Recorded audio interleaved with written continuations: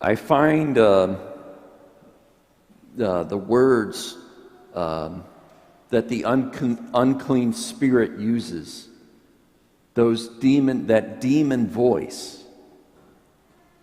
And that demon voice, we hear it, it says, "What have you to do with us, Jesus of Nazareth? Have you come to destroy us?"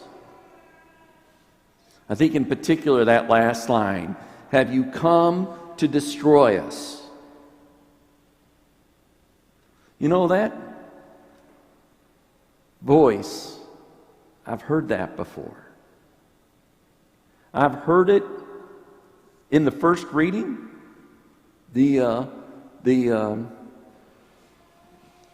Moses recounts on how the people, when they encountered God and they heard his voice, how they became frightened and they said, "We don't want to hear his voice anymore," basically, "lest we die, lest we are destroyed." That demon voice coming through the Hebrews. Or I've heard it in other people when it comes to change. I don't want to do this. I don't want to do this. I'm so afraid that this will destroy me. I have heard that in my own voice,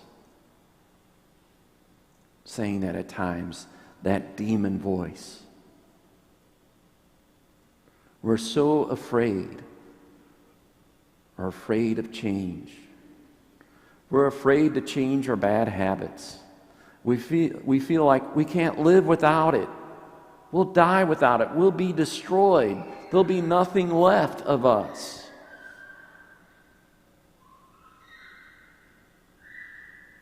And the thing about it is, the irony is that those things that we're holding on to is what is destroying us.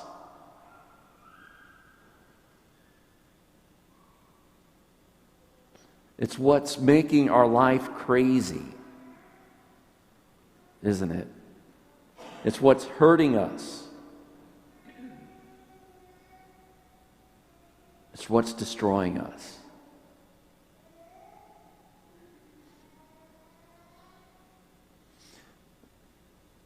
I was reading Ronald Rolheiser, and he was saying that we are captivated by evil. We are captivated by evil. We are captivated by the easy way out, right? We're captivated by the quick pleasure of the moment. We're captivated by evil in our life.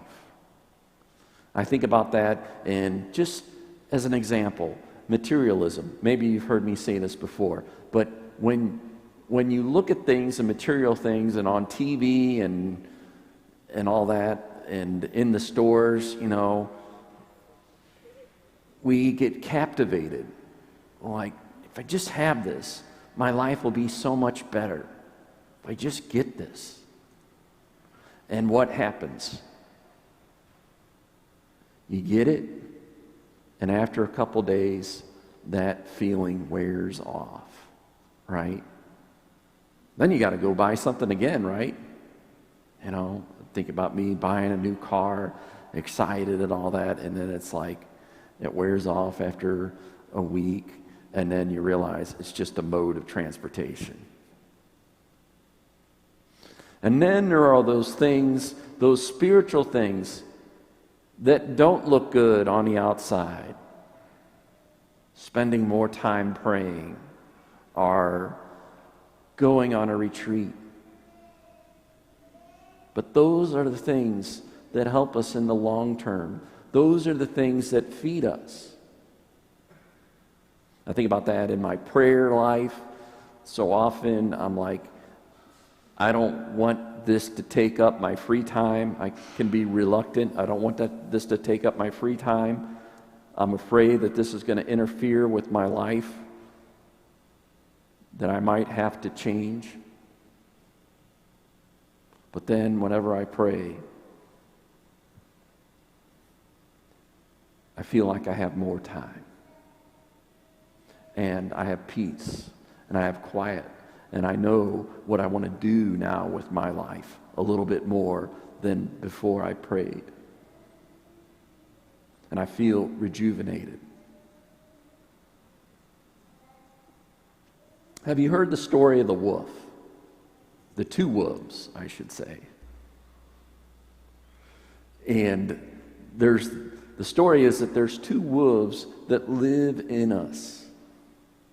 And they fight. They fight within us. One wolf is evil and one wolf is good.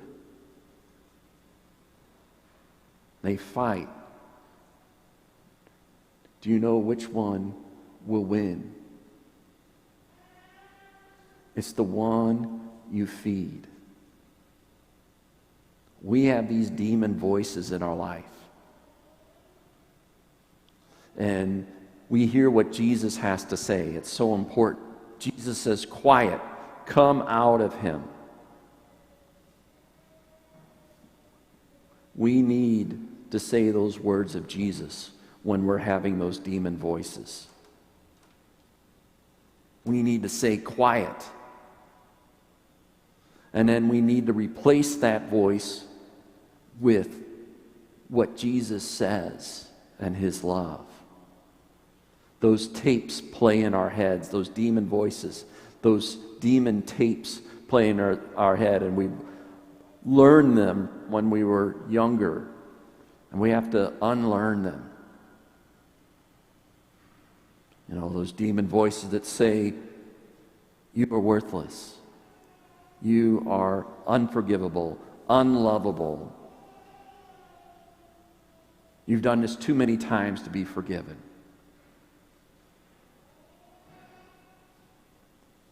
That God's going to destroy me. That I'm going to hell. We need to replace those tapes with Jesus' words. Do not be afraid. Listen to those words of what Jesus says. Do not be afraid. I love you. I have not come to destroy. I have come to give you life and give it more abundantly. Trust in me. Take my hand. Those are the voices that we need to replace those demon voices that we've learned. Remember these words when you start to hear those demon voices. Do not be afraid. I love you. I've come to give you life. Trust me. Take my hand.